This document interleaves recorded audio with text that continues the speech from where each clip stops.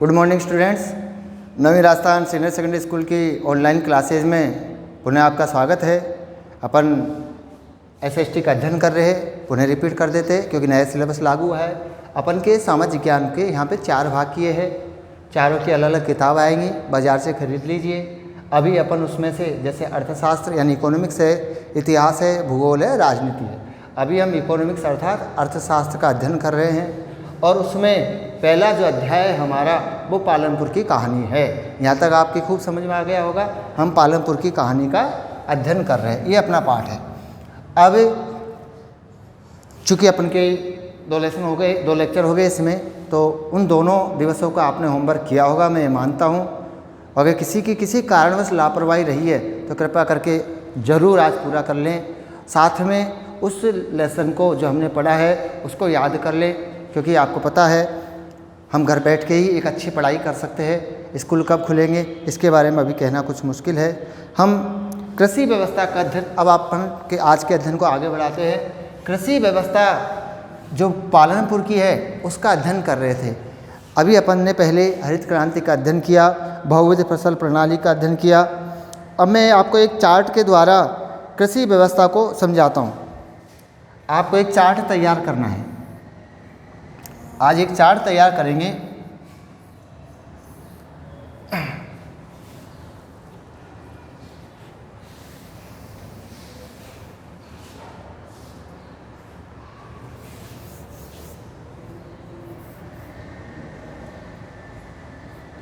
उस पर आप पहले हेडिंग डाल ले, विभिन्न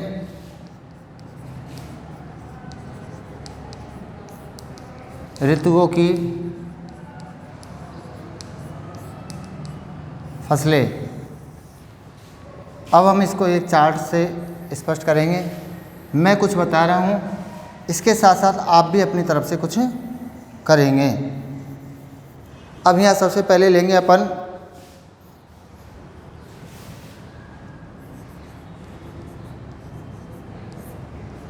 फसल का नाम,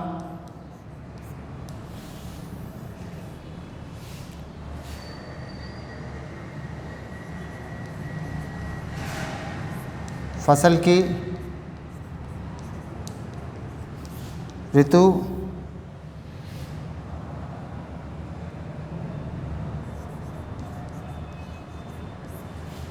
फसल का माह,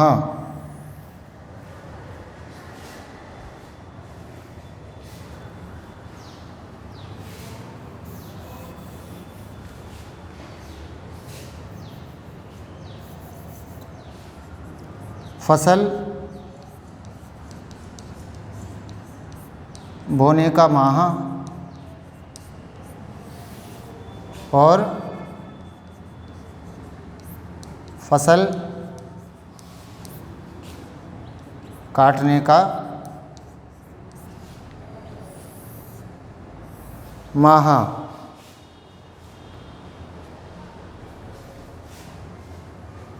थोड़ा ज़्यादा जगह गिर गई, मैं इसको मिटाना पड़ेगा थोड़ा सा।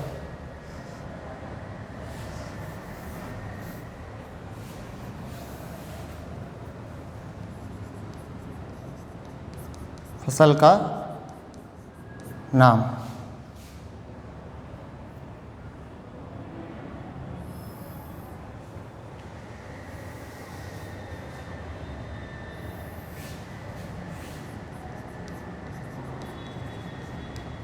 सिंचाई के साधन, फसल की ऋतु। ये अपना चार्ट हुआ। अब इस चार्ट को आप अपने तरफ से 2-2, 3-3 फसलें इस चार्ट को उतार लीजिए। अपनी तरफ से 2-2, 3-3 फसलों का इसमें एग्जाम्पल देंगे। सिंचाई के साधन, ये पालनपुर के संदर्भ में और राजस्थान के संदर्भ दोनों में दे सकते हो। फसल का नाम, जैसे मैं एक उदाहरण दे रहा हूँ, जैसे मैंने लिया गेहूँ, क्या लिया? गेहूँ। फसल का नाम हो गया गेहूँ। अब सिंचाई के साधन क्या है? जैसे कि वर्षा, सभी जगह होता है सिंचाई का साधन। इसके अलावा जैसे नलकूप, ठीक है, नहर भी हो सकती है, कुआं भी हो सकता है, ठीक है ना, नदी भी हो सकती है, ऐसे कई प्रकार के सिंचाई। फसल की ऋतु क्या है? गेहूँ कब बोया जाता है? आपको पता है गेहूँ रबी की फसल है। कौन सी फसल है? रबी की फसल है। गेहूँ कब बोया जाता है? अक्टूबर नवंबर में बोया जाता है। कब बोया जाता है? अक्टूबर नवंबर में बोया जाता है। फसल कब काटी जाती है? अप्रैल में। ठीक है, ये अपना एक चार्ट हो गया। इसके अलावा इस चार्ट को पूरा करें। अब मैं आपको यहाँ पे 3 चीज़ लिख रहा हूँ, उसको आप करें। नंबर 2 चावल, नंबर 3 बाजरा, नंबर 4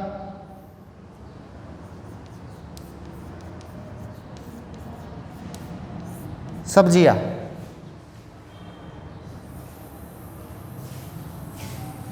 ये चार्ट आपको बनाना है। मैंने एक उदाहरण दे दिया है, बाकी आप बनाएंगे। चावल की सिंचाई की क्या व्यवस्था है, बाजरे के लिए क्या, सब्जियों के लिए क्या है, और ये कौन से ऋतु में बोया जाता है, ठीक है, और उसके लिए कौन सा महीना होता है। ये चार्ट आप प्रैक्टिस करो, ठीक है ना। और उसके बाद ज़रूरत पड़ेगी जब मैं समझाऊंगा, ज़रूरत नहीं पड़ेगी, क्योंकि आपको पता है ये रबी की, ये खरीफ की फसल है मुख्यतः, ये भी खरीफ की फसल है। सब्जियां जो है जायदी की फसल है अपने राजस्थान के संदर्भ में। पालनपुर के संदर्भ में आलू की फसल होती है यहाँ, ठीक है ना। वर्षा के वही जनरल साधन है। खरीफ की फसल जून जुलाई में बोई जाती है और अक्टूबर में काट ली जाती है, सितंबर अक्टूबर में बस। और सब्जियां जायद की फसल है जो कि मई जून की फसल है। सिंचाई के वही साधन है, जायद की फसल है, कोई रबी की है, कोई खरीफ की है, बस ये चक्र हो गया। तो आपको ये चार्ट बनाना है, उतार लिया होगा आपने। अब इस चार्ट के बाद में अपने स्टडी को अपन आगे बढ़ाते हैं। पालनपुर में उत्पादन कितना होता है, उतार लिया आपने। अब इसको मिटाते हैं अपन।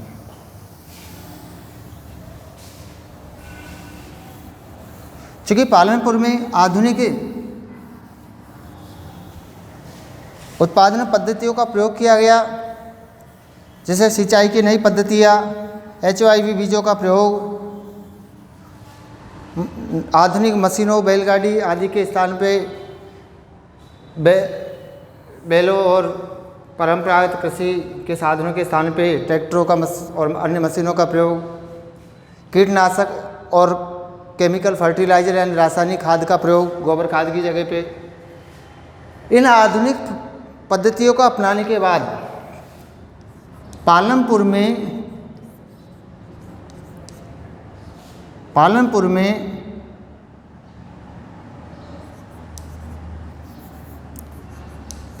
में पहले 1300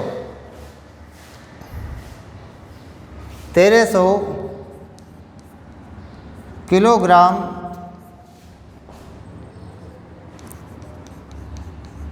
प्रति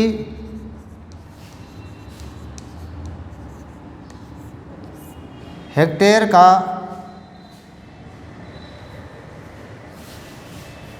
का उत्पादन होता था। लेकिन जैसे हमने आधुनिक तरीके से कृषि प्रारंभ की, हरित क्रांति के बाद जब हमने नई नई चीज़ें प्रयोग की तो कृषि का उत्पादन बढ़ गया। यानी HYV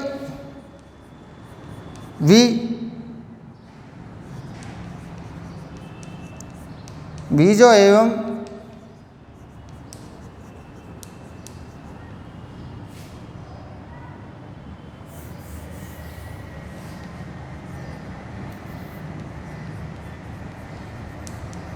रासायनिक खाद कीटनाशक है ना आदि के प्रयोग के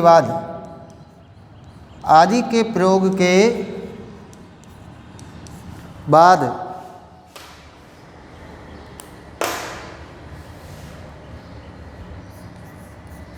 कृषि उत्पादन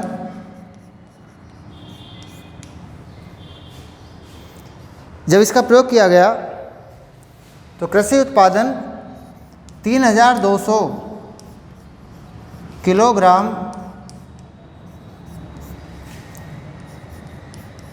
प्रति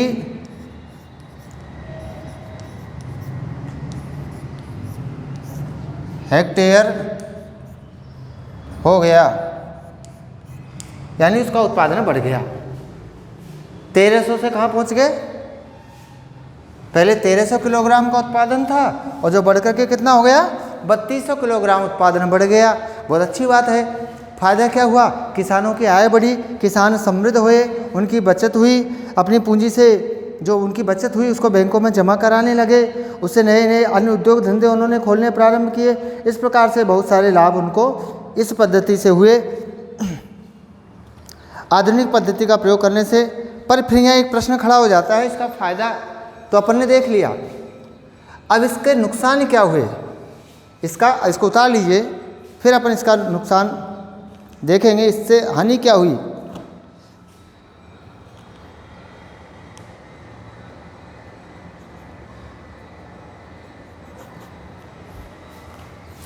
आधुनिक पद्धति को अपनाने से अपन ने लाभ देखे, क्या क्या लाभ हुए कि उसका उत्पादन जो है पहले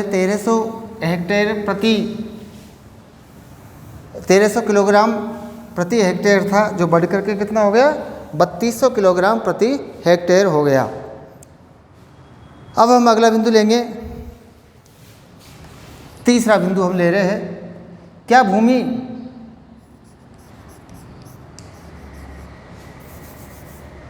तीसरा बिंदु है इसका, ये पूरी पालनपुर की जो कृषि व्यवस्था चल रही है उसका तीसरा बिंदु है ये।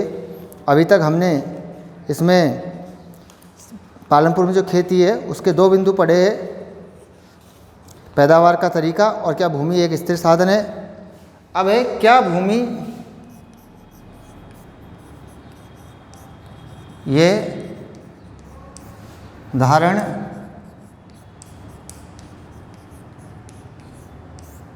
कर पाएगी, ये हमारा टॉपिक है। क्या धारण कर पाएगी? प्रश्न ये है कि हरित क्रांति के कारण जो हमने उत्पादन की पद्धति में परिवर्तन कर दिया, जैसे कि आधुनिक मशीनों का प्रयोग, जो हमारे जो परंपरागत बीज थे उनकी जगह HYV बीजों का प्रयोग, परंपरागत तरीके से हम गोबर खाद का प्रयोग करते थे, उसकी जगह रासायनिक खाद का प्रयोग, कीटनाशकों का प्रयोग, ऐसे जो कई जो तरीके हमने अपनाए, क्या भूमि इसको सहन करने योग्य है? क्या भूमि इसको ग्रहण कर सकती है इस आधुनिक चीज़ों के प्रभाव को? तो ये प्रश्न खड़ा होता है। इसका जवाब है कि नहीं। आधुनिक पद्धति से जो हमने भूमि में कई सारी चीज़ें डाली है, कीटनाशक डाला है, केमिकल डाला है, ये इनके प्रभावों को भूमि ग्रहण नहीं कर सकती। इसका अर्थ ये हुआ कि इससे अंततः भूमि की उत्पादकता में कमी आती है। इसका प्रभाव क्या है? भूमि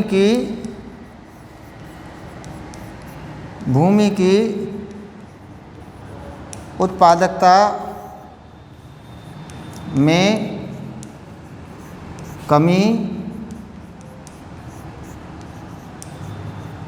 आती है। साथ के साथ भूमि की उत्पादकता कमज़ोर हो रही है रासायनिक तत्वों के कारण। साथ ही उतारते चले भाई, साथ ही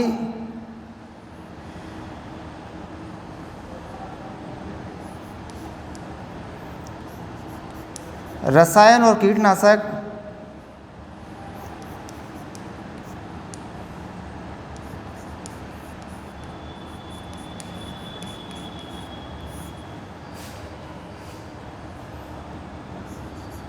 जल एवं जल से तात्पर्य भौम जल,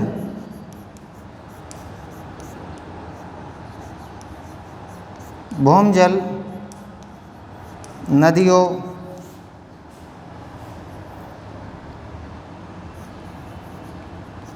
एवं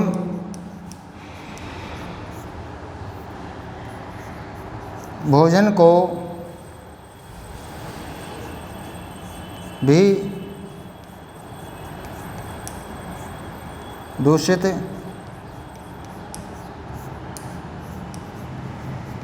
करते हैं। यानी इससे नुकसान होता है। भौम जल स्तर खराब होता है।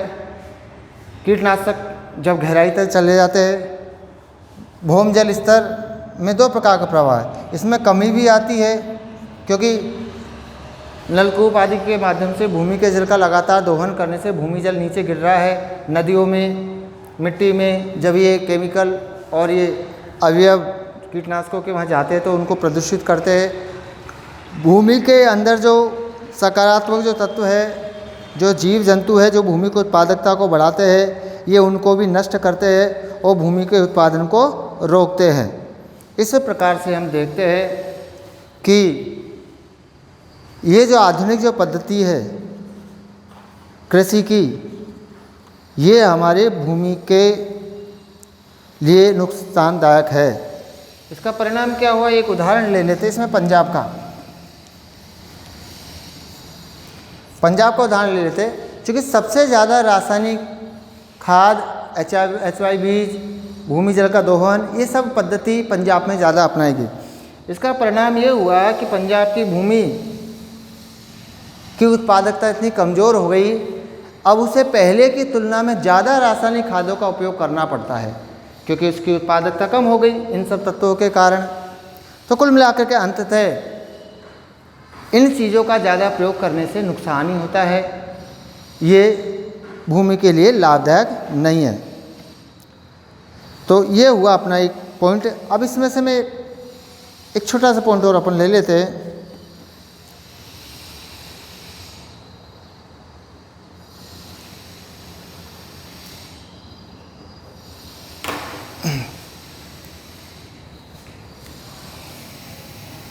एक चार्ट बनाते हैं थोड़ा फसलों का। यहाँ पे पुनः एक चार्ट लेंगे अपन।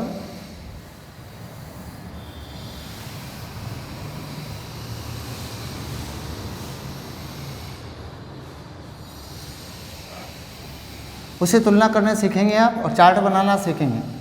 यहाँ पे लिखेंगे वर्ष,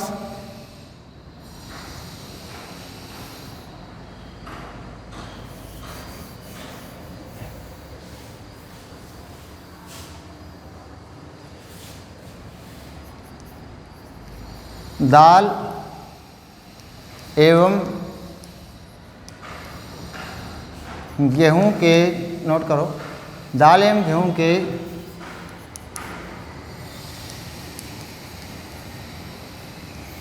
उत्पादन को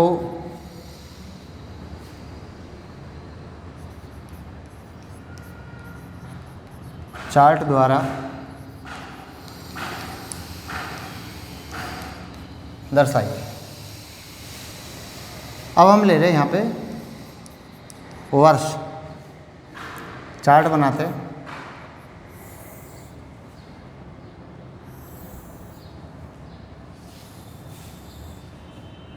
फिर ले रहे हैं हम यहाँ पे दाल, फिर ले रहे हैं हम यहाँ पे गेहूँ। ये तीन हमने चार्ट ले लिया। वर्ष की जो शुरुआत हम कर रहे 1965-66 का एक एग्जाम्पल लेते, 1965-66 है ना। इसमें कुल उत्पादन था 10। इसके बाद में 70-71 का लेते हैं, 1970-71 का जो उत्पादन है वो बढ़ के हुआ 12-24। इसके बाद में 71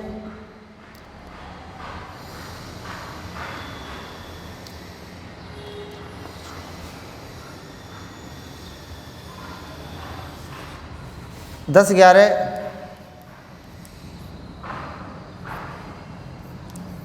18 84, 10 11 का 18 और 84 नहीं है, 87 है। एक एग्जाम्पल और ले लेते हैं, 17 18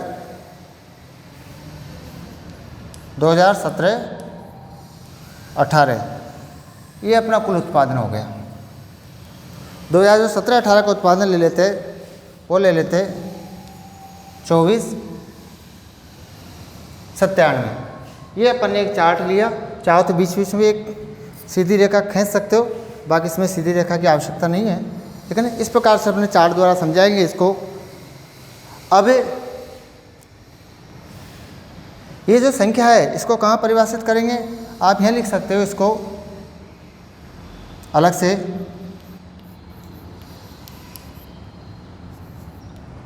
करोड़ टन उत्पादन। ये जो मात्रा है ये नीचे भी लिख सकते हो, चाहे तो ऊपर भी लिख सकते हो। यानी क्या दर्शाना चाह रहे हैं हम, 1965-66 में 10 करोड़ टन दाल का उत्पादन हुआ। 10 क्या है, करोड़ टन उत्पादन किसका, दाल का। उसी समय में गेहूं का उत्पादन कितना हुआ, वही 10 करोड़ टन हुआ। 70 71 का आंकड़ा लेते हैं तो दाल का उत्पादन 12 करोड़ टन है, तो वहाँ पे गेहूं का उत्पादन उतार लीजिए इसको, गेहूं का उत्पादन 24 करोड़ टन का उत्पादन है। 2010 और 11 के आंकड़े लेंगे तो 2010-11 में ये 18 करोड़ टन का उत्पादन है, तो ये 87 करोड़ टन का उत्पादन है। 2017-18 का आंकड़े ले रहे हैं अभी, तो ये जो है दाल का उत्पादन हुआ 24 करोड़ टन का और गेहूं का उत्पादन हुआ 97 करोड़ 97 करोड़ टन का।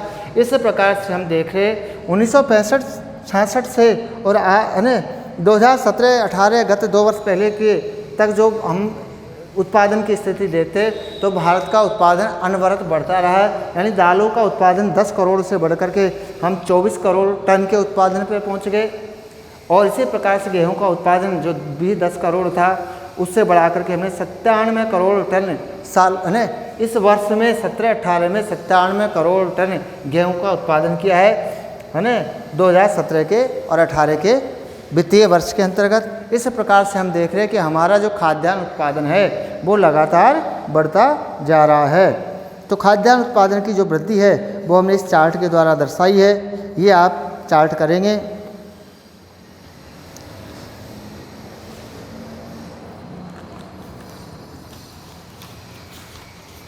इसके बाद में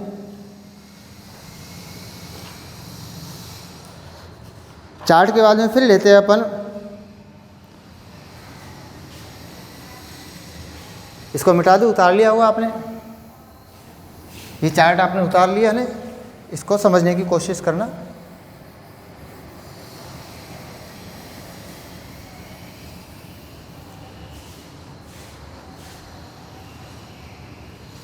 अब पॉइंट नंबर 4 लेते हैं।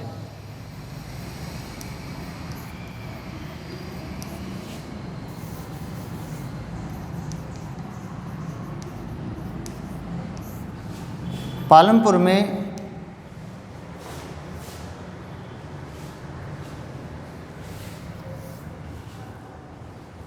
पालमपुर के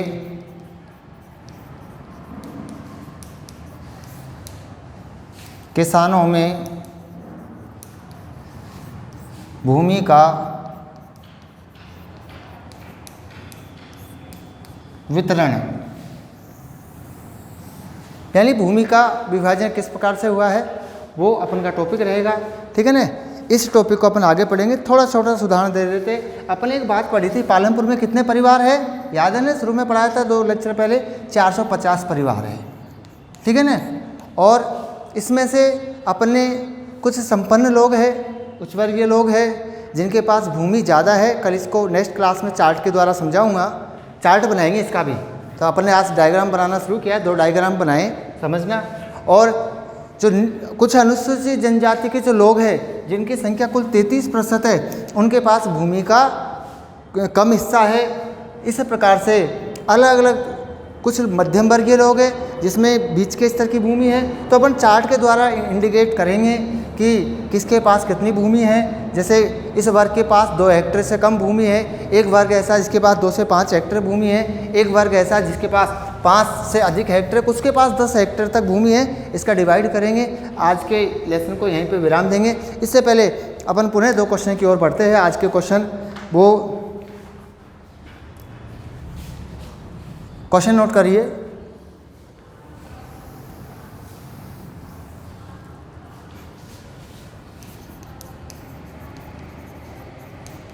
आधुनिक कृषि पद्धति से होने वाले लाभ, मैं दोनों एक साथ जोड़ रहा हूँ, लाभ एवं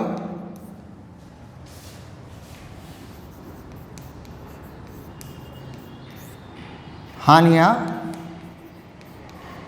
बताइए। ये अपना क्वेश्चन रहेगा। और इसके अलावा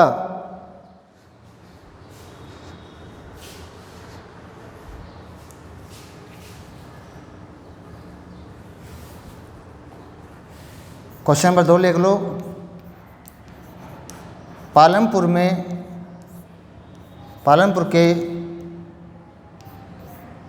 पालनपुर की कृषि उत्पादन में वृद्धि को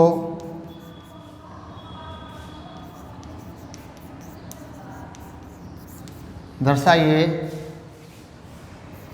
क्वेश्चन नंबर 3 लिख लो। किस राज्य की भूमि सर्वाधिक अनुपजाऊ हुई है? बाकी दो आपको चार्ट बनाए थे, उनको याद करना है। ये आज का होमवर्क रहेगा, उतार लीजिए। होमवर्क करना है, जो मैंने नोट्स लिखवाए वो करने हैं, चार्ट तैयार करना है और याद करना है। शेष अगली क्लास में।